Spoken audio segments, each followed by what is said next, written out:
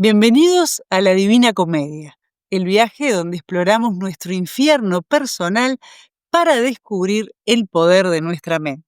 Hoy abordamos algo que todos experimentamos, lo difícil, y aprenderemos a elegir nuestro difícil con el respaldo de la neurociencia, porque vivir es una serie de desafíos y cada elección enfrenta dos difíciles, desde la comida que comemos hasta los sueños que perseguimos. Hoy descubrirás por qué tu cerebro se resiste y cómo reprogramar. Comencemos. Te damos la bienvenida a la Comedia de la Vida, un espacio para compartir historias que nos conducen a nuestro mundo interior con la finalidad de encontrar los tesoros ocultos que nos habitan. A partir de este momento, contigo, Alejandro y Alejandra. Buenas, ¿cómo estamos? ¿Qué ¿Cómo haces, estás, Ale? Alejandro? ¿Cómo está la audiencia con este tema de hoy que nos convoca y es lo difícil? No, nunca viene fácil, ¿no? Siempre le buscamos la vuelta para Pero hoy es complejizar. literal, ¿eh? Lo difícil literal.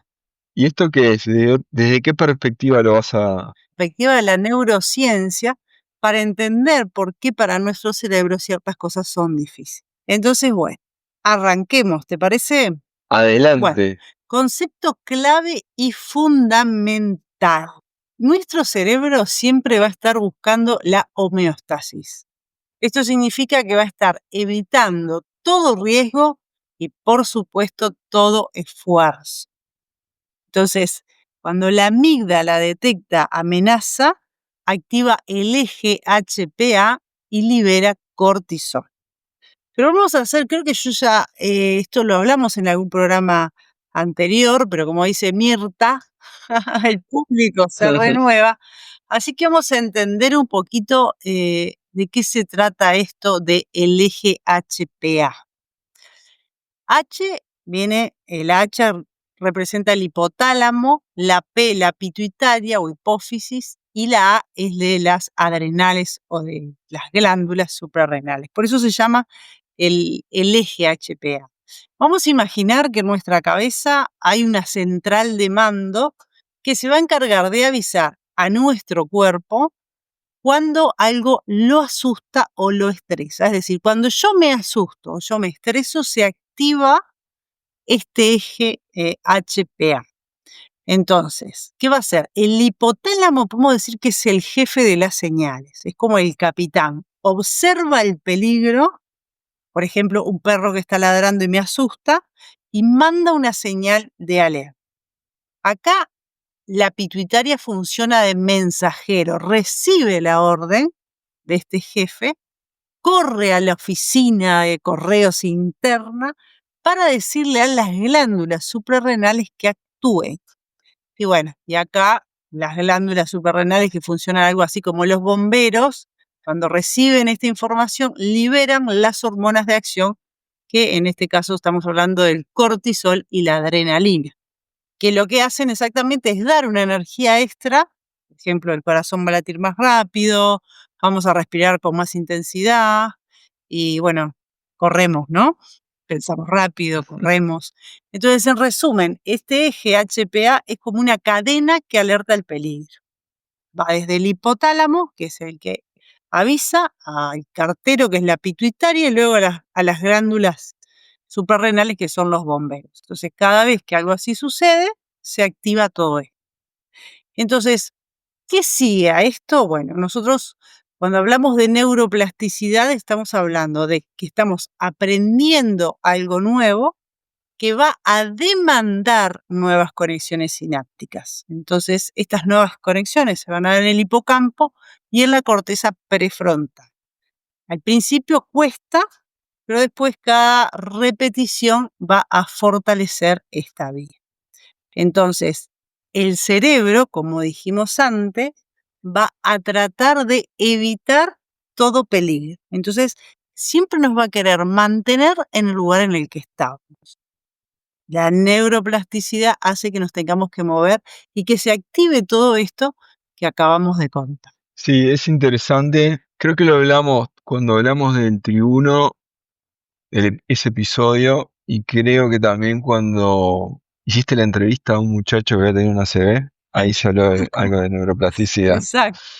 Pero hay un dato interesante que la neurociencia ha demostrado que formar un nuevo hábito no es instantáneo, ¿no? No es fuerza de voluntad al momento, sino es repetición. Y según un estudio de liderazgo de hábitos del 2020, se necesitan al menos 66 días de práctica continua para consolidar un hábito en nuestro cerebro. Antes se hablaba de 21 días. Hay muchos libros que hablan de 21 días. Y si mencionamos o traemos a nuestro amigo Dispensa, hay varios textos que menciona que cuando repetimos una acción o pensamiento estamos cableando el cerebro de una nueva manera. Al sostener esa práctica en el tiempo, pasamos de usar el pensamiento consciente a instalar una programación Exacto. subconsciente. Dicho en Ahí va. criollo, cuando tuve el ACV, tuve que generar nuevo cableado para caminar, para comer, para... Todo de nuevo.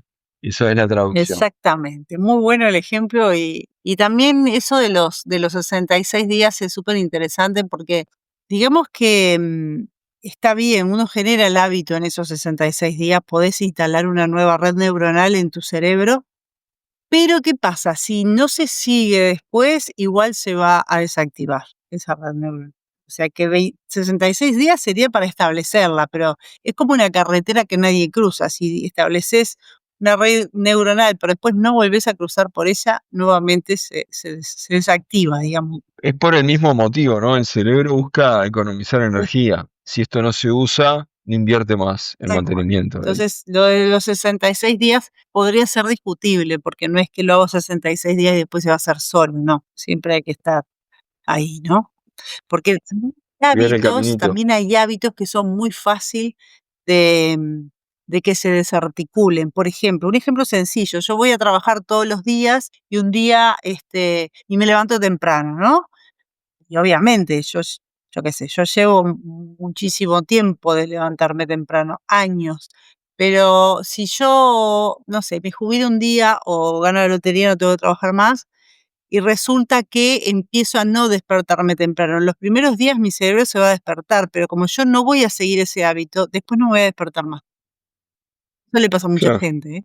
Entonces, para entender un poco esto de lo que hablábamos recién. Seguimos con lo nuestro, elegir tu difícil.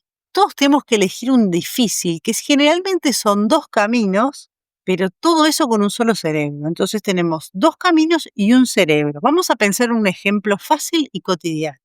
Comida chatarra versus comida saludable. Bueno, para esto tenemos que pensar en la dopamina y la recompensa. También de ellos hemos hablado, ¿no? De este transmisor, neurotransmisor. La comida ultraprocesada va a disparar un pico de dopamina en el núcleo accumbens, pero eso es efímero. Entonces vamos a volver a hablar de la dopamina como para hacer memoria y además para los que no escucharon los capítulos en los que hablamos de dopamina, que fue cuando hablamos de los celulares, las pantallas y los niños, me parece. Quienes quieran ir a escuchar ese capítulo, hablamos cosas interesantes. Entonces, la dopamina es un mensajero químico clave que va a generar principalmente tres efectos centrales. Estos son sensación de recompensa y placer. Es decir, cuando uno hace algo que le gusta, por ejemplo, comer comida chatarra, comer un helado favorito, yo qué sé, lograr un objetivo, el cerebro va a liberar dopamina en lo que se llama el núcleo accumbens. Y eso se traduce en una sensación de bienestar y satisfacción. Esto es uno de los primeros efectos. Vamos al segundo, lo que es la motivación y el refuerzo de hábitos. Esa descarga de dopamina no solo te hace sentir bien al momento, sino que le dice a tu cerebro, esto está bueno, hay que repetirlo. Entonces, de esta manera se fortalecen los circuitos neuronales que van a llevar a que busquemos un estímulo igual o más intenso, ¿no? Y lo tercero que genera la dopamina es el aprendizaje y atención, porque actúa en la corteza prefrontal mejorando la capacidad de enfocar la atención y facilitando la creación de nuevas conexiones. Y esto le llamamos, como ya dijimos antes, neuroplasticidad. Entonces, esto nos ayuda a aprender más rápido aquello que nuestro cerebro etiqueta como importante o gratificante. Entonces, cuando activamos la dopamina con hábitos poco saludables, lo que llamamos malos hábitos, van a pasar cosas en nuestro cerebro. Porque esto es buenísimo si el hábito está bueno. Ahora, si el hábito no está bueno, vamos a ver qué es lo que pasa. Primero, picos excesivos y breves. Si yo activo la dopamina con hábitos que no están buenos, voy a generar en mi cerebro picos excesivos y breves. Importante este detalle, ¿eh? ¿Qué significa? Que no sé, un helado que me encanta, imagínense, va a generar un pico excesivo y breve. Un like, ya sabemos todos lo que es un like en las redes sociales, una droga, qué sé yo, todo este tipo de cosas van a disparar una dosis de dopamina. Es como una montaña rusa de placer muy fuerte, pero ese placer y esa sensación inmediatamente disminuye. Entonces, esta bajada brusca a uno lo deja con ganas de más, ganas de más. Entonces, buscando de esta manera que se repita ese subidón de dopamina. Entonces, hay un tema también con la tolerancia y la necesidad de mayores dosis. Entonces, el cerebro se va a acostumbrar a esos picos intensos y va a empezar a producir menos receptores de dopamina. Y además esos receptores que se van a reproducir van a ser menos sensibles. Significa que yo tengo que elevar lo que estoy haciendo para volver a tener el mismo efecto en mi cerebro. Imagínense esto, bueno, ya lo hemos hablado, ¿no? Con las redes, con el celular. El celular realmente, con esto de la dopamina, está transformando la forma de nuestro cerebro. Y aquí viene un punto importantísimo de la dopamina y de qué pasa con estos estímulos que estamos recibiendo de malos hábitos. Entonces, hay una desconexión de las recompensas naturales. ¿Qué pasa? Cosas cotidianas y sanas, por ejemplo, ¿no? Que antes eran más habituales. Una charla con un amigo, caminar, leer un buen libro. Esas circunstancias, esos hechos liberan un chorrito de dopamina, que en comparación con el pico artificial que uno recibe con Instagram, por ejemplo, parece poco. Entonces, la motivación que nosotros tenemos para disfrutar de actividades simples y necesarias baja, porque el cerebro, que le gusta estar cómodo, relajado y hacer lo que conoce, va a preferir bajar el estímulo fuerte del mal hábito. Entonces, acá empieza el ciclo de búsqueda y frustración. Se crea un bucle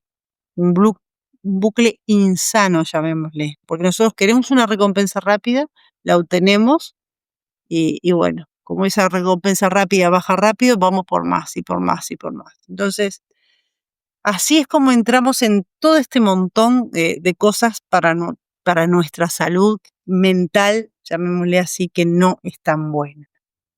Entonces, eso explica por qué elegir lo difícil tampoco elegir lo difícil generalmente nos lleva por el más difícil. ¿Por qué? Porque si yo como comida chatarra todo el día, que es el ejemplo que estábamos hablando, a la larga yo voy a tener el difícil de lidiar con eso.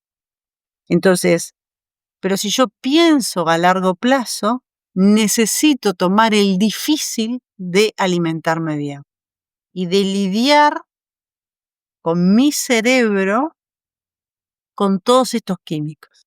Entonces, un ejemplo práctico en la alimentación sería una mujer o hombre que sale del trabajo, que hace poca actividad física y cada tarde al salir siente un bajón de energía y que busca algo rico. Entonces, ahí generamos un estímulo que es, por ejemplo, un paquete de papitas, un alfajor, una bebida azucarada, una barra de chocolate. Ahí la dopamina, al primer mordisco, el cerebro va a recibir un pico y va a decir qué lindo, qué maravilla, qué bien me siento, ya recuperé energía. Pero claro, al ratito esto ya se baja el efecto se va a desvanecer y va a aparecer el antojo nuevamente o la necesidad de otro subidón. Entonces esto va a generar un ciclo de mala alimentación, por ejemplo. Otro ejemplo es el de Phelps, el atleta olímpico más laureado de la historia, De la creo, natación, de natación. Más allá de su talento, él realizó una transformación neurobiológica. Al inicio de su carrera, él tenía una dieta alta en olvídate. carbohidratos simples y calorías vacías, buscando energía rápida, ¿no? Pareció el ejemplo que contabas hoy. Exacto, Cuando se puso más duro el entrenamiento, tanto entrenadores como nutricionistas lo llevaron a un cambio profundo en su alimentación y le llevó tiempo de adaptación y convivir con la incomodidad del cerebro, pero los logros fueron impresionantes, ¿no? La recompensa dejó de ser el azúcar o la grasa y pasó a ser el rendimiento, la claridad mental y la recuperación física. De nuevo, traigo al amigo Dispensa. Phelps dejó de ser la misma mente y el mismo cuerpo del pasado para convertirse en una nueva versión de sí tal mismo. cual. Dispensa Sí, presente, de sí, rato. sí. Es que es así, ¿no? Elegir el difícil es exactamente eso. Tengo que ver cuál difícil quiero transitar. Si el difícil inmediato o el difícil a largo plazo. Ese es el tema, ¿no? No dejarnos caer en en estos neurotransmisores que realmente nos pueden hacer esclavos de tantas cosas. Es, es, ¿Es el difícil ahora o la máquina de es- diálisis al futuro? te fuiste, te fuiste, Toma, pero, toma, pero es clarito. tremendo, pero es así. Y cada vez, yo siempre digo, nosotros estamos viviendo en una realidad extremadamente hedonista, donde todo tiene que ser placer y ya. Y mientras tengamos esta mentalidad, vamos a ser mentes frágiles para absolutamente todo, porque las cosas requieren de tiempo y trabajo. Para cualquiera que quiera lograr algo, tiene que tener esto presente, que es el ahora es el lugar de poder. Entonces, esto realmente aplica para todo. Lo difícil a lo largo de la vida, con perspectiva neurocientífica, es algo de lo que vamos a empezar a charlar ahora, las diferentes etapas. No hablando, a ver, no hablando de cosas peculiares que a cada uno le pasan en la vida que son difíciles, ¿no? La alimentación es lo que nos pasa a todos, pero después hay particularidades de cada existencia, ¿no? Por ejemplo, emprender o conformarse con algo. Por ejemplo, emprender va a provocar la incertidumbre, la amígdala va a estar en alerta, pero conformarse nutre la zona de confort, pero al precio de la motivación a largo plazo. Entonces, todo el tiempo vamos a tener situaciones de este calibre, que son situaciones particulares dentro de la vida de cada uno y dentro de las actividades donde cada uno se envuelve o de los medios sociales y qué sé yo, ¿no? Pero más allá de todo eso, cuando nosotros hablamos de un hábito, de generar un buen hábito, una de las estrategias más, para mí, influyentes o más buenas es lo que tiene que ver con las neuronas espejo. ¿Por qué?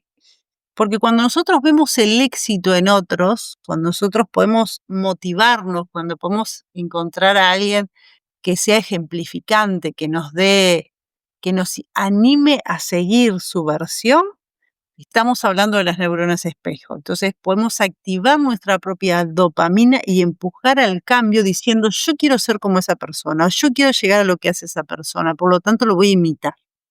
Entonces eso es una forma grandiosa que tenemos para poder salir de la zona de confort y decir, bueno, ¿como quién puedo llegar a ser? ¿Quién me inspira, no? Hay un ejemplo en la película En busca de la felicidad que trabaja Will Smith, no me acuerdo el nombre del personaje, pero que atraviesa una serie de rechazos, pérdidas y situaciones límite impresionante, ¿no? Y lo que conmueve profundamente al espectador no es solo la lucha de este personaje, sino cómo se mantiene enfocado con dignidad y determinación. Esta emoción se nos contagia porque nuestras neuronas espejo, como bien decías hoy, activan en nosotros el mismo circuito empático. Sentimos su estrés, su angustia, pero también su esperanza. Como otro amigo de la casa, como explicaría Bruce Lipton, su entorno interno, creencias, emociones, actitud, termina influyendo en su biología, activando la química del enfoque y la esperanza. Tal cual, así es. Muy bien, seguimos entonces con lo difícil a lo largo de la vida, considerando la perspectiva neurocientífica. Entonces, cuando estamos hablando de infancia y adolescencia, nosotros tenemos una plasticidad extrema. ¿Qué significa? Que el cerebro joven forma circuitos con rapidez, pero a su vez es más vulnerable. Un ejemplo que podemos tener es el de Malala allá en la India, que usó su amígdala para transformar el miedo en acción social. Entonces, ¿cuál es la herramienta aquí que se aplica? Bueno, la exposición gradual, es decir, desensibilización para enfrentar los miedos en entrenamiento de la amígdala. Una de las cosas, considerando este ejemplo y lo que pasa con los niños, lo que pasa con los niños en las escuelas y los adolescentes en los liceos muchas veces es el bullying. Entonces, ante el bullying, los padres tienen que hacer que los hijos empiecen a volverse fuertes con esa situación, no cambiarlos sistemáticamente de lugar porque sigue pasando lo mismo. Entonces, generar en el niño un sostén que los habilite a hacerse fuertes.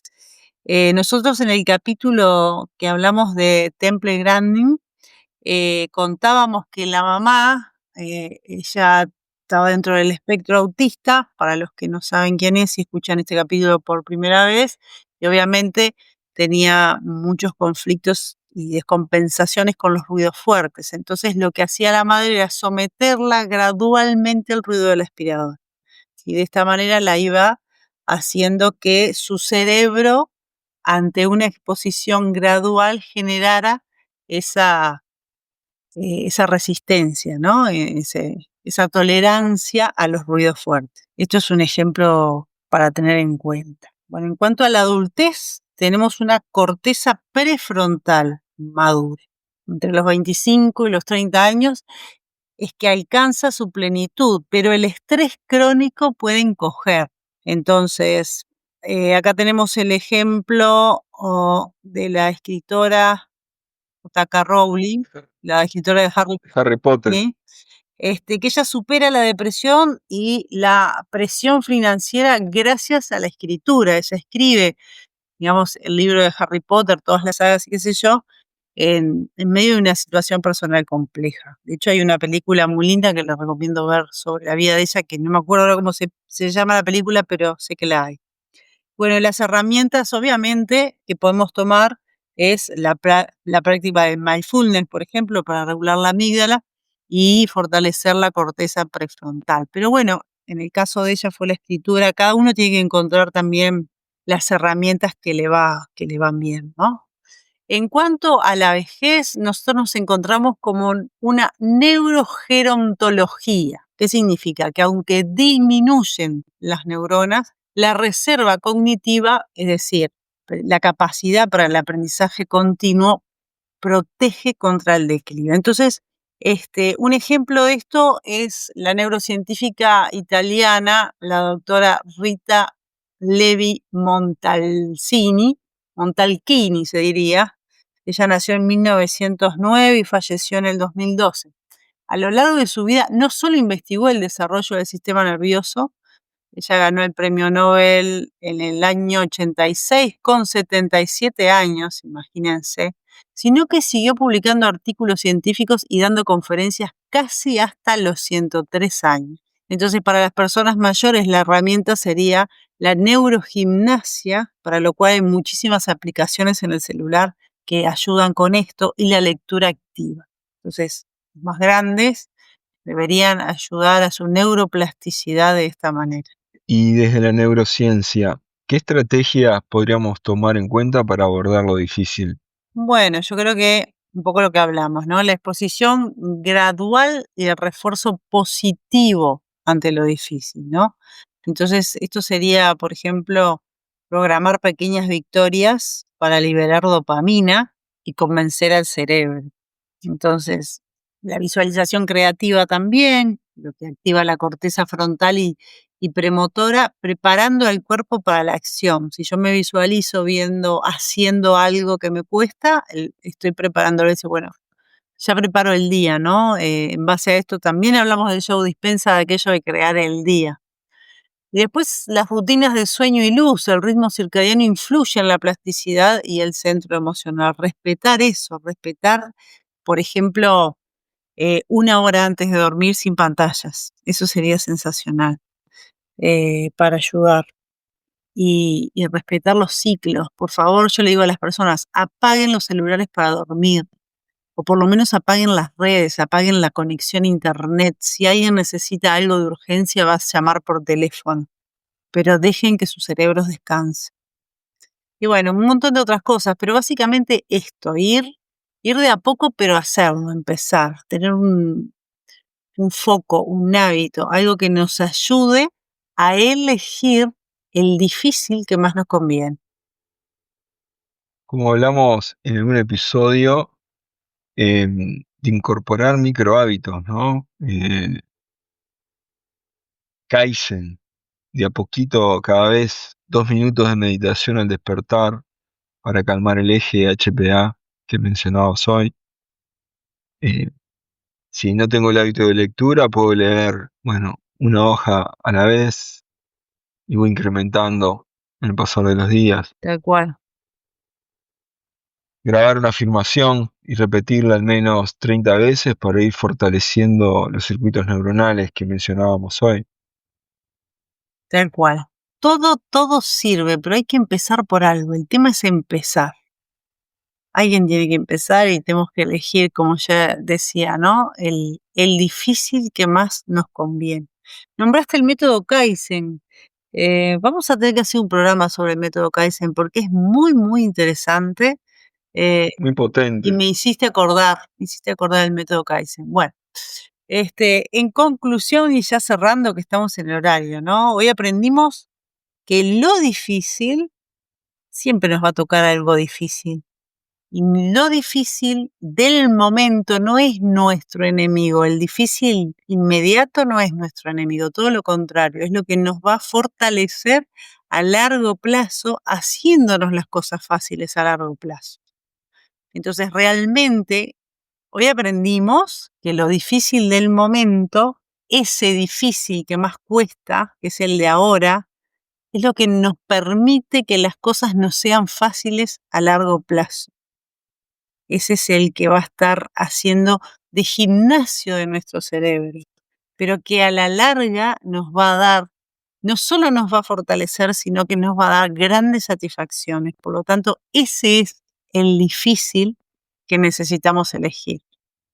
Entonces, elegir nuestro difícil, en definitiva, es lo mismo que decir qué circuitos neuronales estamos queriendo reforzar. La decisión está en el ahora de cada uno, así que los invito a elegir bien el difícil. Muchas gracias, queridos dantescos, por acompañarnos hasta aquí. Gente, a los dantescos escapistas, que no huyan de lo difícil, es una oportunidad de reprogramar el cerebro. Así que muchas gracias por acompañarnos. Nos estamos viendo. Chau, chau. Gracias por acompañarnos hasta acá. Te esperamos en el próximo capítulo.